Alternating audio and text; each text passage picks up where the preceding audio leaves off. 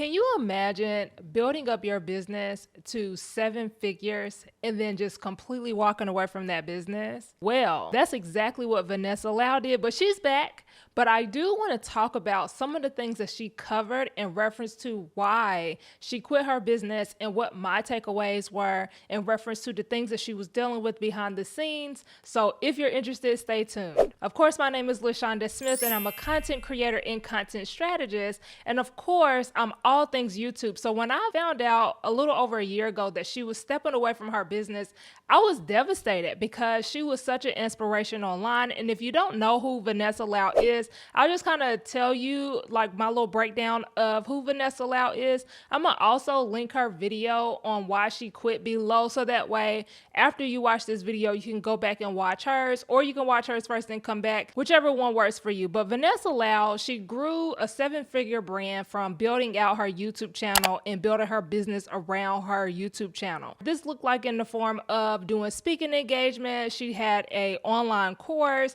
She had like a lot of different things in the digital space, and she became very well known in the creator community and in the online business world. She also gave a lot of social media tips specifically for like Instagram or YouTube, and she was like a powerhouse. She was someone that people like me looked up to because she was an example of the possibilities that come with putting yourself out there, being bold, and starting your business online, specifically through YouTube or Instagram. Now, the reason why she quit, and I have my notes right here, so if you see me looking down, that's what I'm looking at, but the reason why she quit was because in short, she created a business model that she no longer enjoyed. And I want to talk about this because I feel that we all fall trap into this sometimes. And you don't you can kind of feel it beforehand, but we as business owners, I feel, get pushed and pressured into building out these online businesses and first working towards hitting 6 figures. And then if you hit 6 figures, then you're supposed to work towards hitting multiple 6 figures, and then 7 figures, and then 8 figures. And it feels like it doesn't stop. And even though she was doing mastermind, she had her online course, she was doing speaking engagement, she was helping other people who were in her courses with building out their team or giving them advice on that. She was doing all the things, and she realized that even with her having her own team, it was the most. Like, it was a lot going on behind the scenes, and she realized she was stretching herself too thin. And I feel like a lot of us do this in business. We stretch ourselves too thin, and we have these ideas, or we see someone else doing something and we're like, "Ooh, that looks cool. Let me try to do that." And then we don't realize what we're really stepping into until it's a little bit too late. So I definitely resonated with that reasoning when she was mentioning why the business model that she created, she no longer enjoyed. Also, another thing that she mentioned was how much of a toll it took on her mental health.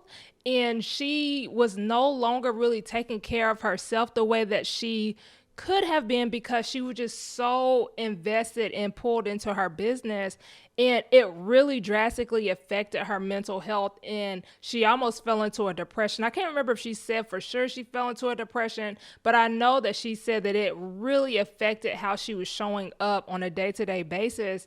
And anyone as an entrepreneur on here, you know that entrepreneurship is a roller coaster. Like, some days you're like, oh my God, I absolutely love what I do. And then there's other moments of entrepreneurship where you're like, I am ready to shut this thing down and get on Indeed and just do something normal, do something that's easy.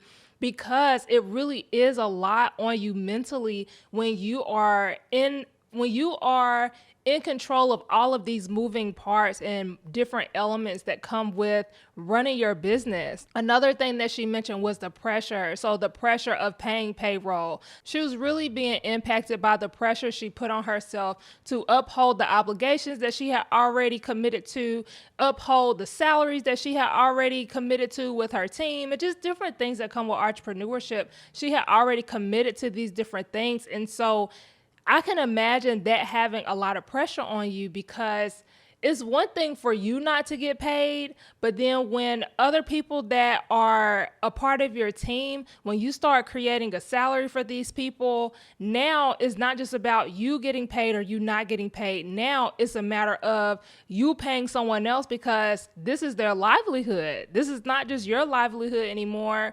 There's pressure that comes with making sure other people on your team are getting what it is that you've promised them that they would get. And then just the pressure of showing up for everyone and over delivering and doing whatever it is that you said that you were going to do. Also, comparison. One of the reasons why she said she quit is because she felt that she was comparing herself to the people that had passed her or that were at a higher level than where she was, to the point where she was essentially building out her business model to kind of not top them off, but like to feel like she was worthy of being in the same space as them. That's the only way I know how to explain it.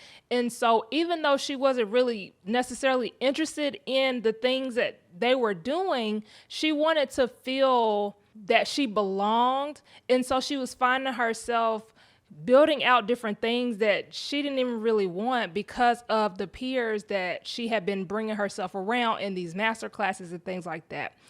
So aside from all of that, the reasons why she quit, she goes into very, very detail about the different reasons why she quit. One thing that I have learned from her, and I have learned from other entrepreneurs that have kind of made major pivots once they scaled all the way up in their business and started hitting 7 and 8 figures, or 6 and 7 figures, was that scale is not always a good thing. And you have to understand what you're stepping into when you are looking to scale your business up, because we all see these big goals and these major goals that we want to hit because we've seen other people hit them, or the idea of hitting those goals sound great.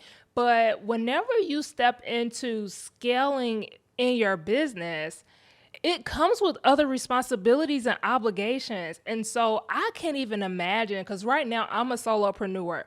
I can't even imagine having to run a team, having to find people that are a good fit for my team, having to make sure that their salary is consistent, because child, my salary ain't consistent. Okay, so I couldn't imagine making sure that someone else's salary is consistent right now, because it's one thing when it's just you, but when you have other people's livelihood on the forefront, I mean, I can't imagine the type of pressure that comes with that. And so as she was talking, I was reflecting on my own business, because if any of you have been following me for any length of time, you know that one of my big goals is to hit 6 figures.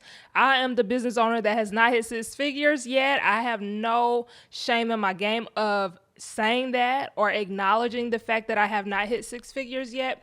But at the same time, it also makes me reflect on what is it going to look like whenever I pass 6 figures, or whenever I'm at that 6-figure mark as a solopreneur. And I want to make sure that I'm mindful of what I build out, because I don't want to create something that when I scale is not enjoyable anymore. Another takeaway that I kind of got from her video is stop listening to other people and what they're telling you in reference to running your business.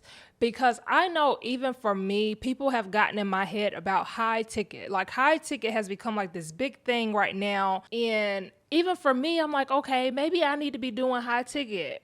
Maybe I need to be offering $5,000, $10,000 offers in my business model or something like that. And also with masterminds and just all the different things. And if you are not careful, you will start building out something that you begin to hate. And not only that, sometimes things are just not for you. And I'm going to give you a perfect example, because I literally experienced this today, and I had a revelation. I'm like, oh my God, this is me. Like, this is what I want. So right now I have been building out the YouTube Launch Academy, and for some reason, the Academy just felt like something was missing. Like I couldn't figure it out, but I felt like something was missing. And I'm like, what could I add to this Academy to make it feel better, right? Because obviously it's online. Everything seems to be online now. And I hear the different things that people are talking about. People have coach hurt where they've joined these programs and they've not been satisfied with the level of support, or, just it's a whole lot of noise in the online space. And I'm like, what can I do that's different? And long story short, I realized that I would really love to adopt the in-person experience. So I actually made some adjustments to my YouTube Launch Academy. Shameless plug. If this is your first time hearing about the Academy, click the link in the description so that you can learn more about the Academy. If that's something you're interested in signing up for, it will help you get your YouTube channel launched. I was sitting here and I'm like, I want to add an in-person element to the YouTube Launch Academy, and instantly I lit up.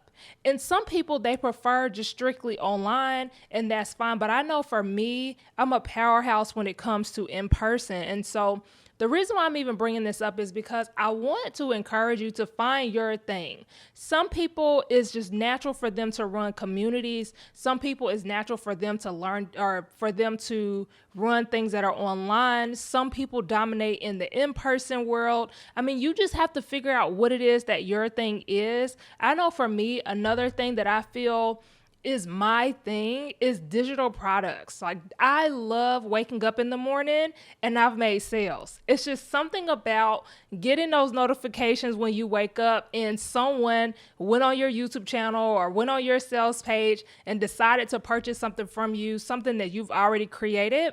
And so I know that I want to continue to build out my model, my business model in that manner. But my point is, stop listening to what everyone else is telling you to do in your business. And that includes me too. If you feel that YouTube is seriously not for you, YouTube is not for everyone. And I would never recommend everyone to start a channel because it's not for everyone. But for the people that do know that you're supposed to have a channel, those are the people that I'm typically talking to whenever I'm talking about my YouTube content. But this goes for podcasting, this goes for coaching, this goes for anything that you feel you are being led to do that does not sit well in your spirit. Don't worry about what everybody else is talking about. Make sure that you're doing what feels good to you and what excites you in your business. The last thing that I want to mention is the fact that comparison does not stop. So she mentioned how she was finding herself comparing herself to other people or her other peers or different people that were in her masterminds. And I'm like, this girl, she has built a 7-figure business, and she's still comparing herself, or found herself comparing herself to people who are at a different level or were doing different things and they were making a lot of money or just whatever. And I realized, because I deal with the comparison game, I think that all of us deal with the comparison issue, because online and social media just makes it so easy for you to see what everybody else got going on, and then it's really the highlight reel. And even though we know that, sometimes you be like, dang, like, when is it gonna be my turn? Like, that looks dope. That's a vibe. Like, can I experience that? And I've realized through listening to her is that it's never gonna go away. You're going to always have the issue of comparison. You're going to always have the issue of imposter syndrome, because she mentioned that as well, where when you get to a next level, then it's just going to be another round in a different format of imposter syndrome. And you might as well just figure out how to contain it and not let that alter you from stepping into what you're supposed to do. Because if it's going to always be there, you definitely don't want that to allow intimidation to step in. You definitely don't want, especially comparison, to make you become envious and make you become jealous of what other people have going on. You don't want imposter syndrome to cause you to miss out on opportunities that God has put in front of you, that you're just kind of fearful because you don't feel that you're worthy of stepping into that role. It's just so many different things that come with the imposter syndrome thing, that I feel that with listening to someone that has built a 7-figure business still deal with imposter syndrome and comparison, that's a reality check. because I was hoping that those things would disappear by the time I get to a certain level, but it just verified or confirmed to me that it doesn't go away. You just have to learn to suppress it or work your way past it whenever it does show up. So after listening to her video and doing like a lot of reflecting on my business, luckily I feel that the business model that I have started creating, it feels a lot better for me. But the advice that I want to give you is to know when to pivot and know when to pull out when things are not feeling the way that you want them to feel. She literally shut down her business. She gave refunds to the students that were in her program. She cut all of her team, like she fired her whole team. Now, obviously she did it on cordial terms, like it wasn't bad blood, but that was a very hard decision for her to make, the decision to pull the plug on everything and go on a hiatus for a year.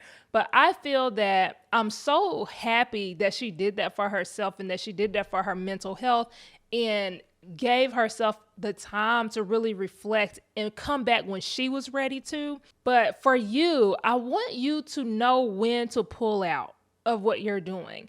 Even if things look good on the outside, because you would have never really knew looking at her content that she was burning out, that she was that she was considering completely pulling out of her business. But sometimes, even though it looks good online or it looks good in front of your peers or whatever, the best thing that you can do is either pivot into something that is more aligned with where you want to go, or completely come to a halt. And I've had to do this with my photography business and multiple things that I was pursuing that I instantly realized, like, no, this is not for me.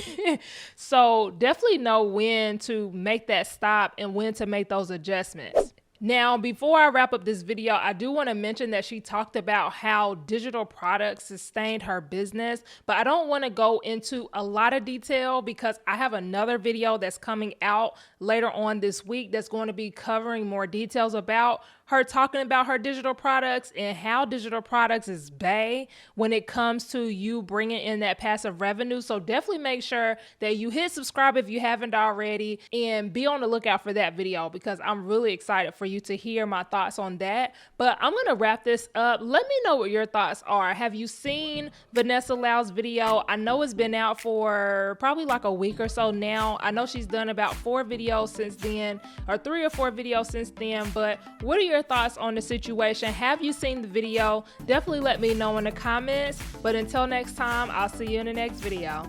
Bye.